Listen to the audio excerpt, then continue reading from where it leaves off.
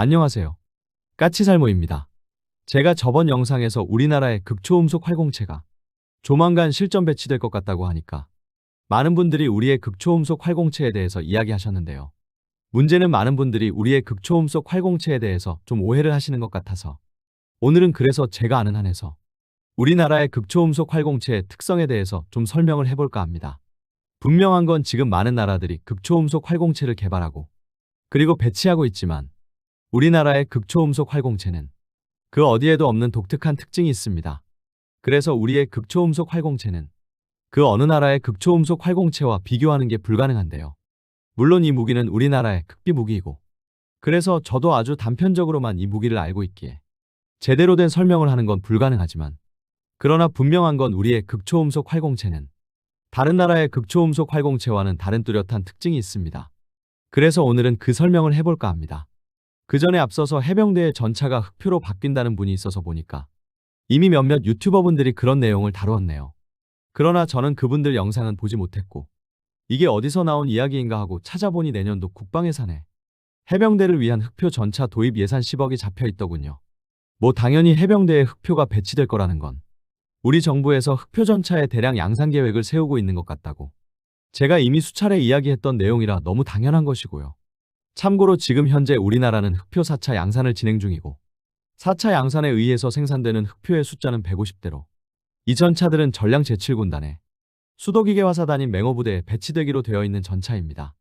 그동안 7군단에 배치되어 있는 세계 기계화 사단 중에서 유일하게 맹호부대만 흑표가 아닌 K1A2 전차를 운용하고 있었고 이번에 생산되는 흑표는 전량 바로 이 맹호부대에 배치되는 것입니다.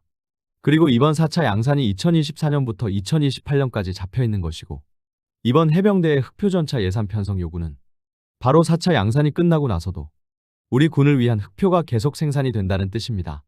한마디로 말해서 2028년까지는 맹호부대를 위한 흑표가 생산되는 것이고 맹호부대용 흑표 생산이 끝나면 바로 해병대용 흑표가 생산에 들어간다는 이야기입니다. 이번에 해병대가 최종적으로 요구한 예산이 4,200억인데요. 이 금액이면 대략 한 개 전차 대대의 흑표를 생산할 수 있는 금액이고 그렇다는 건 해병 1사단에만 흑표가 배치된다는 뜻입니다.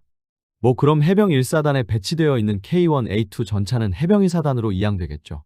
재미있는 점은 솔직히 이런 식이었으면 굳이 해병 1사단에 K1A2를 배치할 필요가 없었죠. 왜냐하면 해병 1사단에 K1A2가 배치된 게 불과 2년밖에 되지 않았습니다. 결론은 2028년부터 해병 1사단이 흑표를 받는다면 해병 1사단은 K1A2를 불과 5년을 운용하는 것입니다. 그리고 또 한 가지는 과거에도 해병대는 흑표 전차를 요구한 적이 있었고 그 당시 해병대에 대한 흑표 전차 배치가 이루어지지 않은 이유로 나왔던 게 흑표 전차가 다른 전차에 비해서 무겁기 때문에 상륙작전을 해야 하는 해병대에게는 적합하지 않다는 이유였습니다. 물론 이건 핑계에 불과하고요. 왜냐하면 기본적으로 K1 전차가 51톤이고 K1A2 전차가 53톤이기 때문에 55톤인 흑표가 이 전차들에 비해서 유독 심하게 무거운 게 아닙니다. 그래서 흑표가 무거워서 해병대에 배치할 수 없다는 이야기는 말 그대로 핑계에 불과합니다. 그러나 분명한 건 이번 해병대에 대한 흑표 전차 배치는 우리 군에서의 해병대의 위치가 많이 바뀌었다는 걸 알 수 있습니다. 왜냐하면 기존까지 우리나라 군대에서의 전차 배치 우선순위를 보면 우선 가장 성능이 좋은 전차는 제7기동군단에 우선 배치되고 그 다음 순서로는 각 군단들의 기갑여단 그리고 그 다음이 해병 1사단이었습니다. 그리고 그 다음이 보병사단들이었고요. 그런데 이번 배치는 각 군단의 기갑여단들보다도 해병대가 먼저 흑표 전차를 받는다는 것으로 해병대의 중요도가 그만큼 더 높아졌다는 뜻이기도 합니다. 아무튼 이번 해병대에 대한 흑표 전차 예산 반영은 우리 흑표 전차가 제7군단의 맹호부대를 위한 4차 양산을 끝으로 우리 군을 위한 흑표 전차의 생산이 끝나는 게 아닌 앞으로도 추가 생산이 이루어질 거라는 뜻인 건 분명해 보입니다. 그리고 정확한 건 아닌데 제가 듣기로는 이번에 K1 전차를 K1E1에서 K1E2로 개량하는 예산 5억이 반영은 되었지만 기존처럼 모든 K1 전차에 대한 개량은 이루어지지 않을 것으로 보이고 대략 200대인가 400대의 전차만 개량이 이루어질 것으로 보입니다. 한마디로 말해서 나머지 K1 전차들은 개량이 이루어지지 않고 퇴역을 할 거라는 이야기겠죠. 그리고 그만큼 흑표가 추가로 생산이 되는 것일 테고요. 그래서 확실해진 건 우리 군에 대한 흑표 전차의 배치가 7군단용 전차로 끝나는 게 아닌 그 이상의 대량 배치가 이루어질 건 거의 확실해졌습니다. 다만 아쉬운 건 아직까지도 흑표 전차의 추가 대량 생산을 위한 우리 한국 군용 개량형 흑표 개발 계획이 아직은 없다는 점입니다. 우리 한국군도 폴란드의 흑표 PL처럼 좀 더 성능이 개선된 흑표가 도입되어야 할 거라고 저는 생각을 합니다. 그리고 이번에 노르웨이에서 두 척의 U212CD를 추가 주문했다고 하는데요. 이건 이미 작년 12월부터 나오던 이야기이기는 하지만 솔직히 우리에게는 좀 안 좋은 소식입니다. 현재 U212CD는 독일이 두 척을 그리고 노르웨이가 네 척을 주문한 상태이고 그 중에 초도함을 노르웨이를 위해서 건조 중입니다. 그런데 문제는 이 잠수함이 성능이 우수한 건 두말할 필요도 없지만 그 가격이 우리의 3,000톤급 잠수함인 장보고 3와 비슷할 정도로 엄청나게 비싸다는 점입니다. 그런데 이번에 노르웨이가 잠수함 두 척을 추가 주문했다는 건 결론은 U212CD의 총 생산 수량이 증가했다는 뜻으로 그만큼 이 잠수함의 가격이 하락할 거라는 것이기 때문에 그렇지 않아도 EU의 자금 때문에 캐나다 사업에서 밀리고 있는 우리 입장에서는 정말 달갑지 않은 소식입니다.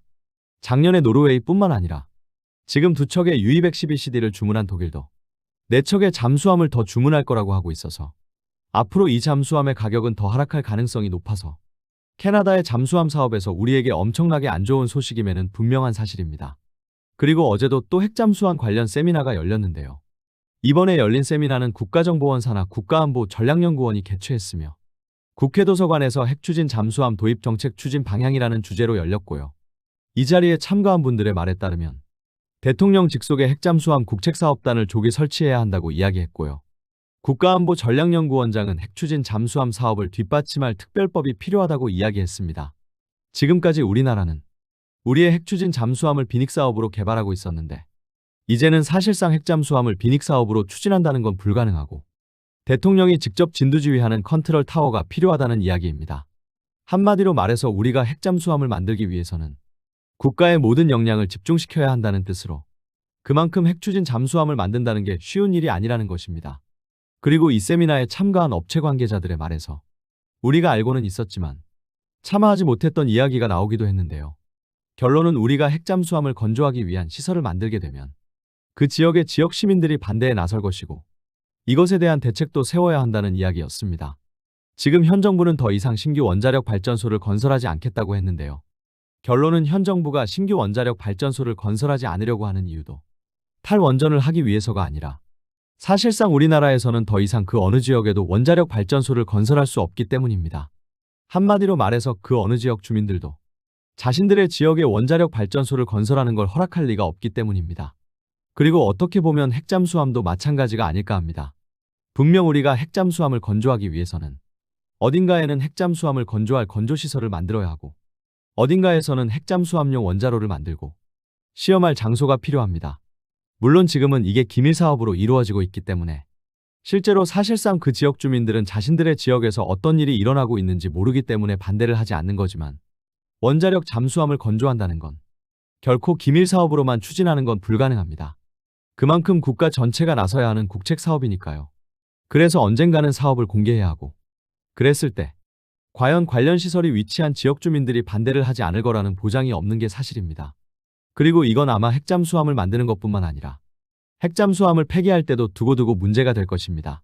그래서 바로 이 문제가 우리가 핵잠수함을 건조하는 데 있어서 가장 큰 걸림돌이 될 것이고 그래서 이번 토론회에서는 바로 이런 이유 때문에 굳이 우리나라에서 핵잠수함을 건조할 것이 아니라 미국에서 건조하는 게 좋다는 의견이 나오기도 했네요. 그만큼 이 문제는 우리가 핵잠수함을 건조하는 데 있어서 가장 큰 걸림돌이 될 거라는 이야기겠죠. 그리고 에스토니아에서 우리나라의 천무 도입 계약을 정식으로 체결한다고 하네요. 에스토니아는 이미 우리나라에 K9 자주포를 도입해서 운용하는 나라로 원래는 미국의 하이마스를 도입하던 나라인데요. 결론은 하이마스의 공급 지연을 우려해서 미국의 하이마스와 우리의 천무를 동시에 운용한다고 합니다. 그래서 몇 달 전에 있었던 아덱스에서 우리와 천무 공급에 대한 MOU를 체결하고 돌아갔는데요. 이번에는 정식 공급 계약을 체결한다고 하네요. 아마 다음 주 중에 정식 계약을 할 거라고 합니다. 생각해보면 에스토니아는 엄청나게 작은 나라이고 그래서 군대의 규모도 작은데 하이마스와 천무를 동시에 운용한다고 하니 좀 신기하기는 합니다. 물론 폴란드나 UAE 같은 나라도 하이마스와 천무를 같이 운용하고 있기는 하지만 에스토니아는 UAE보다도 나라의 규모도 작고 그래서 군대의 규모도 작습니다.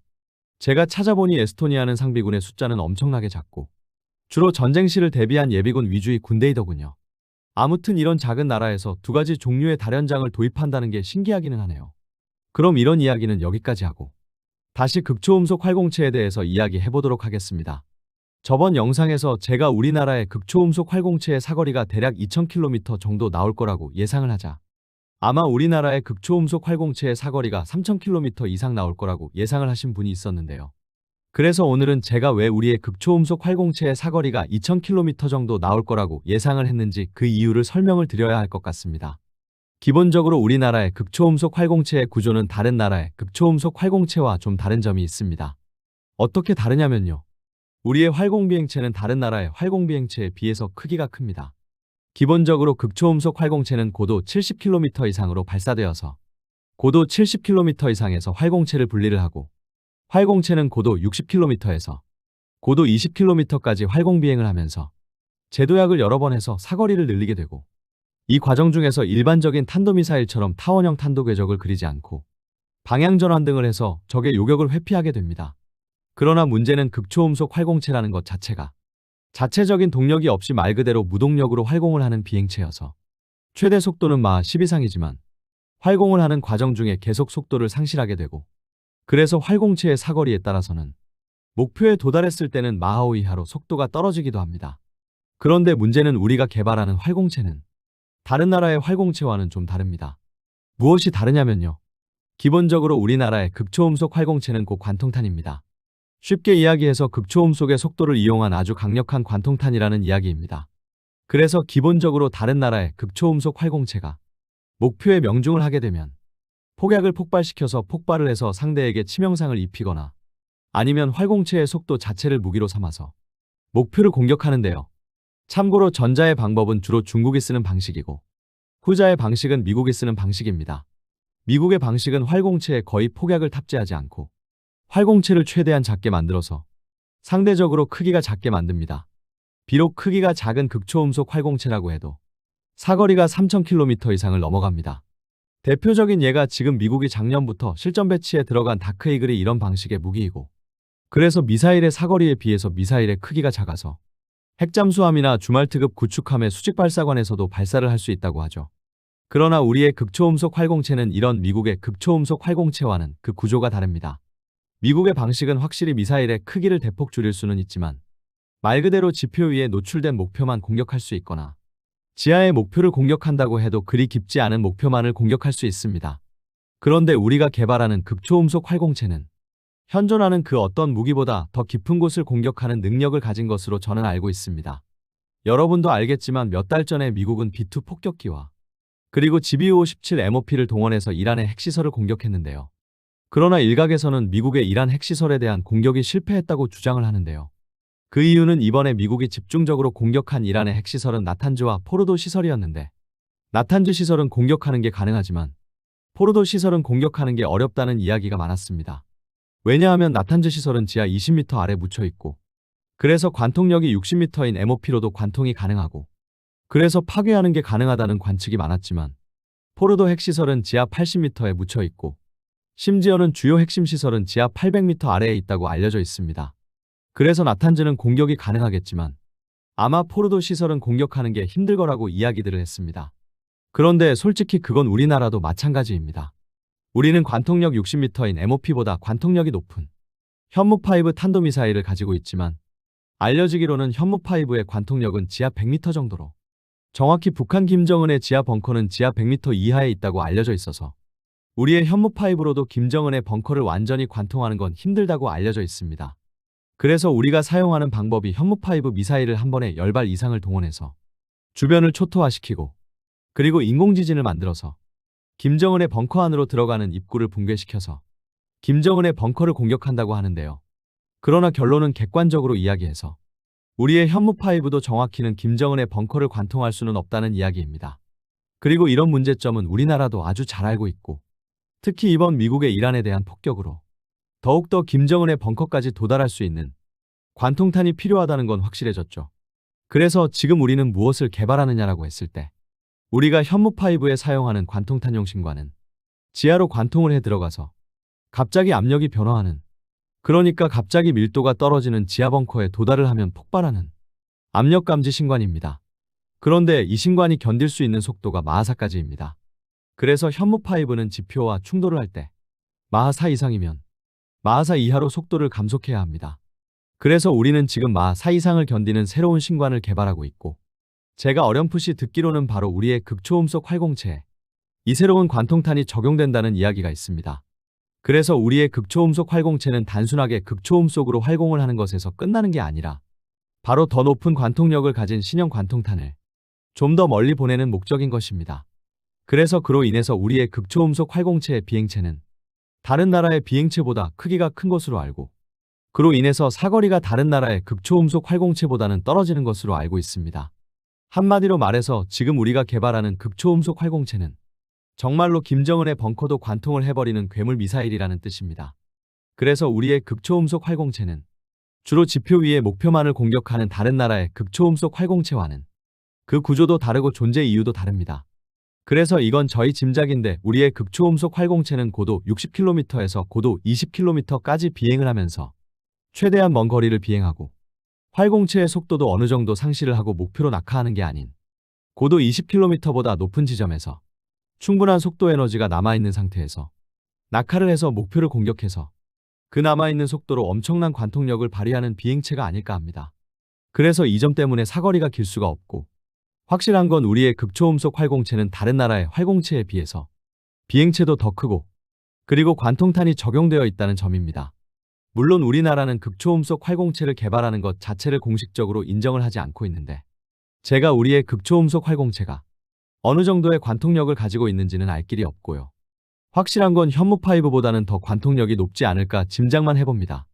한마디로 말해서 어떻게 보면 지금 우리가 개발하는 극초음속 활공체는 지구상 어디에도 없는 새로운 무기라는 이야기로, 그래서 말 그대로 그 모습을 상상만 해볼 뿐 정확한 비교 대상 자체가 없기 때문에 정확한 성능을 알 길도 없습니다.